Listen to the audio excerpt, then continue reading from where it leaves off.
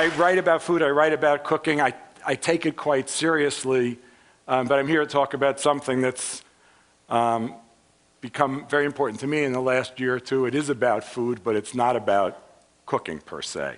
I'm going to start with this picture of a beautiful cow.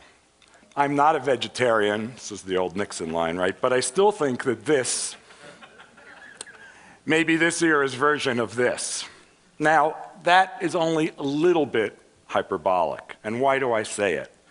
Because only once before has the fate of individual people and the fate of all of humanity been so intertwined. There was the bomb, and there's now. And where we go from here is going to determine not only the quality and the length of our individual lives, but whether if we could see the Earth a century from now, we'd recognize it. It's a holocaust of a different kind, and hiding under our desks isn't going to help. Start with the notion that global warming is not only real, but dangerous. Since every scientist in the world now believes this, and even President Bush has seen the light or pretends to, we can take this as a given. Then hear this, please.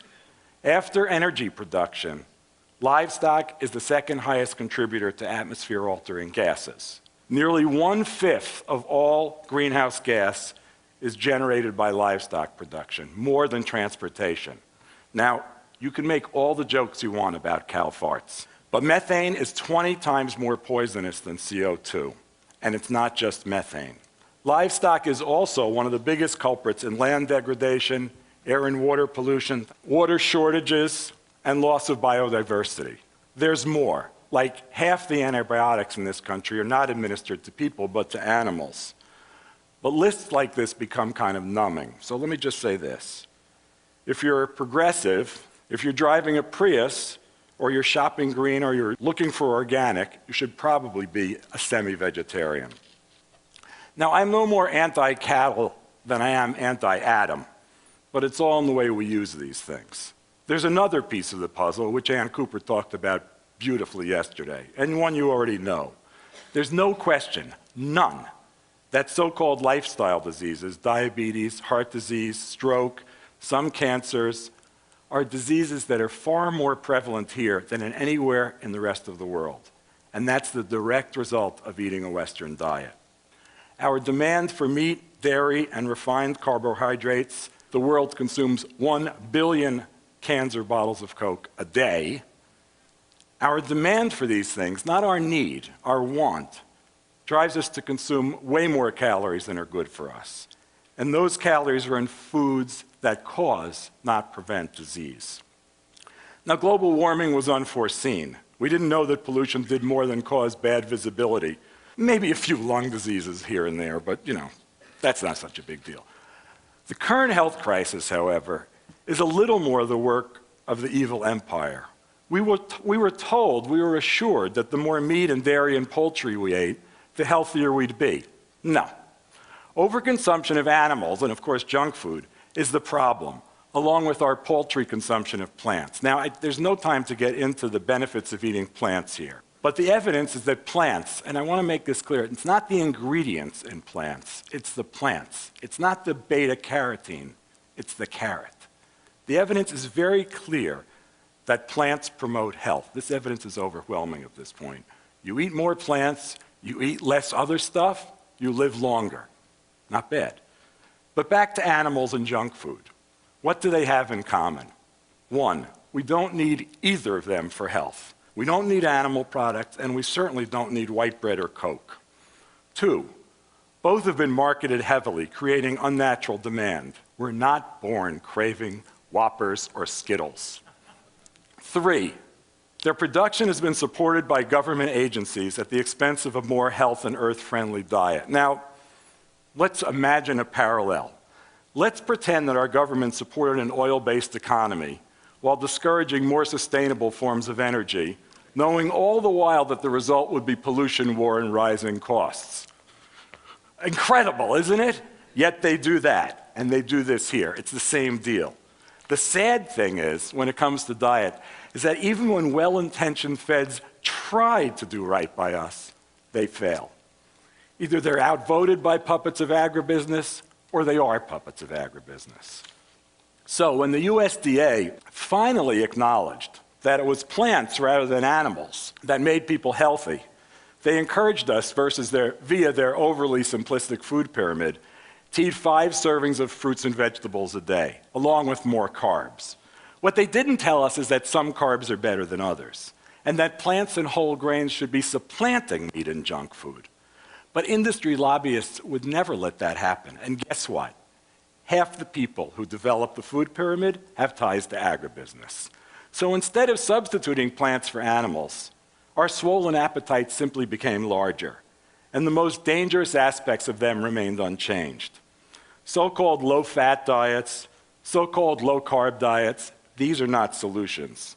But with lots of intelligent people focusing on whether food is organic or local, or whether we're being nice to animals, the most important issues just aren't being addressed. Now, don't get me wrong.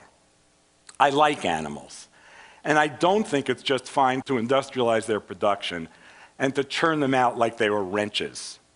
But there's no way to treat animals well when you're killing 10 billion of them a year. That's our number, 10 billion. If you strung all of them, chickens, cows, pigs, and lambs, to the moon, they'd go there and back 5 times, there and back. Now, my math's a little shaky, but this is pretty good. And it depends whether a pig is 4 feet long or 5 feet long, but you get the idea. That's just the United States. And with our hyperconsumption of those animals producing greenhouse gases and heart disease, kindness might just be a bit of a red herring. Let's get the numbers of the animals we're killing for eating down, and then we'll worry about being nice to the ones that are left. Another red herring might be exemplified by the word locavore, which was just named Word of the Year by the New Oxford American Dictionary, seriously. A locavore, for those of you who don't know, is someone who eats only locally grown food, which is fine if you live in California, but for the rest of us, it's a bit of a sad joke. Between the official story, the food pyramid, and the hip locavore vision, you have 2 versions of how to improve our eating. They both get it wrong, though. The first, at least, is populist, the second's elitist. How we got to this place is the history of food in the United States. And I'm going to go through that, at least the last 100 years or so, very quickly right now. 100 years ago, guess what? Everyone was a locavore.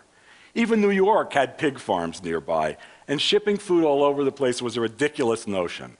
Every family had a cook, usually a mom, and those moms bought and prepared food. It was like your romantic vision of Europe. Margarine didn't exist. In fact, when margarine was invented, several states passed laws declaring that it had to be dyed pink, so we'd all know that it was a fake. There was no snack food, and until the 20s, until Clarence Birdseye came along, there was no frozen food. There were no restaurant chains. There were neighborhood restaurants run by local people, but none of them would think to open another one. Eating ethnic was unheard of unless you were ethnic. And fancy food was entirely French. As an aside, those of you who remember Dan Aykroyd in 1970s doing Julia Child's imitations can see where he got the idea of stabbing himself from this fabulous slide. Back in those days, before even Julia, back in those days, there was no philosophy of food. You just ate. You didn't claim to be anything. There was no marketing, there were no national brands. Vitamins had not been invented. There were no health claims, at least not federally sanctioned ones. Fats, carbs, proteins, they weren't bad or good. They were food. You ate food. Hardly anything contained more than one ingredient because it was an ingredient. The cornflake hadn't been invented. The Pop-Tart, the Pringle, Cheese Whiz, none of that stuff. Goldfish swam. It's hard to imagine. People grew food and they ate food. And again, everyone ate local. In New York, an orange was a common Christmas present because it came all the way from Florida. From the 30s on, road systems expanded, trucks took the place of railroads, fresh food began to travel more, oranges became common in New York. The South and West became agricultural hubs, and in other parts of the country, suburbs took over farmland. The effects of this are well known, they're everywhere, and the death of family farms is part of this puzzle, as is almost everything, from the demise of the real community to the challenge of finding a good tomato even in summer. Eventually, California produced too much food to ship fresh. so it became critical to market canned and frozen foods. Thus arrived convenience. It was sold to proto-feminist housewives as a way to cut down on housework. Now, I know everybody over the age of like 45's mouths are watering at this point. And if we had a slide of Salisbury steak, even more so, right? But this may have cut down on housework, but it cut down on the variety of food we ate as well. Many of us grew up never eating a fresh vegetable, except the occasional raw carrot or maybe an lettuce salad. I, for one, and I'm not kidding, didn't eat real spinach or broccoli till I was 19. Who needed it, though? Meat was everywhere. What could be easier, more filling, or healthier for your family than broiling a steak? But by then, cattle were already raised unnaturally. Rather than spending their lives eating grass, for which their stomachs were designed, they were forced to eat soy and corn. They have trouble digesting those grains, of course, but that wasn't a problem for producers. New drugs kept them healthy. Well, they kept them alive. Healthy was another story. Thanks to farm subsidies, a fine collaboration between agribusiness and Congress, soy, corn, and cattle became king, and chicken soon joined them on the throne. It was during this period that the cycle of dietary and planetary destruction began, the thing we're only realizing just now. Listen to this. Between 1950 and 2000, the world's population doubled. Meat consumption increased fivefold. Now, someone had to eat all that stuff, so we got fast food. And this took care of the situation resoundingly. Home cooking remained the norm, but its quality was down the tubes. There were fewer meals with home-cooked breads, desserts, and soups, because all of them could be bought at any store. Not that they were any good, but they were there. Most moms cooked like mine. A piece of broiled meat, a quickly made salad with bottled dressing, canned soup, canned fruit salad, maybe baked or mashed potatoes, or, perhaps the stupidest food ever, minute rice. For dessert, store-bought ice cream or cookies. My mom is not here, so I can say this now. This kind of cooking drove me to learn how to cook for myself. It wasn't all bad. By the 70s, forward-thinking people began to recognize the value of local ingredients. We tended gardens, we became interested in organic food, we knew or we were vegetarians. We weren't all hippies either. Some of us were eating in good restaurants and learning how to cook well. Meanwhile, food production had become industrial. Industrial.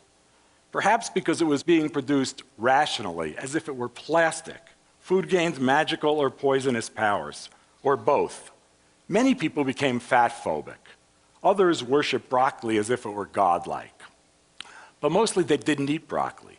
Instead, they were sold on yogurt, yogurt being almost as good as broccoli. Except in reality, the way the industry sold yogurt was to convert it to something much more akin to ice cream. Similarly, let's look at a granola bar. You think that that might be healthy food, but in fact, if you look at the ingredient list, it's closer in form to a Snickers than it is to oatmeal. Sadly, it was at this time that the family dinner was put in a coma, if not actually killed. The beginning of the heyday of value-added food, which contained as many soy and corn products as could be crammed into it. Think of the frozen chicken nugget. The chicken is fed corn, and then its meat is ground up and mixed with more corn products to add bulk and binder, and then it's fried in corn oil. All you do is nuke it. What could be better? And sadly, horribly, pathetically, by the 70s, home cooking was in such a sad state that the high fat and spice contents of foods like McNuggets and Hot Pockets, and we all have our favorites actually, made this stuff more appealing than the bland things that people were serving at home. At the same time, masses of women were entering the workforce, and cooking simply wasn't important enough for men to share the burden. So now, you got your pizza nights, you got your microwave nights, you got your grazing nights, you got your fend for yourself nights, and so on. Leading the way, what's leading the way? Meat, junk food, cheese, the very stuff that will kill you. So now we clamor for organic food. That's good. And as evidence that things can actually change, you can now find organic food in supermarkets and even in fast food outlets. But organic food isn't the answer either, at least not the way it's currently defined. Let me pose you a question. Can farm-raised salmon be organic when its feed has nothing to do with its natural diet, even if the feed itself is supposedly organic, and the fish themselves are packed tightly in pens, swimming in their own filth? And if that salmon's from Chile, and it's killed down there, and then flown 5,000 miles, whatever, dumping how much carbon into the atmosphere? I don't know. Packed in styrofoam, of course, before landing somewhere in the United States and then being trucked a few hundred more miles. This may be organic in letter, but it's surely not organic in spirit. Now here's where we all meet. The locavores, the organivores, the vegetarians, the vegans, the gourmets, and those of us who are just plain interested in good food. Even though we've come to this from different points, we all have to act on our knowledge to change the way that everyone thinks about food. We need to start acting. And this is not only an issue of social justice, as Ann Cooper said, though of course she's completely right, but it's also one of global survival. Which brings me full circle and points directly to the core issue, the overproduction and overconsumption of meat and junk food. As I said, 18% of greenhouse gases are attributed to livestock production. How much livestock do you need to produce this? 70% of the agricultural land on Earth, 30% of the Earth's land surface is directly or indirectly devoted to raising the animals we'll eat. And this amount is predicted to double in the next 40 years or so. And if the numbers coming in from China are anything like what they look like now, it's not going to be 40 years. There is no good reason for eating as much meat as we do, and I say this as a man who has eaten a fair share of corned beef in his life. The most common argument is that we need nutrients, even though we eat, on average, twice as much protein as even the industry-obsessed USDA recommends.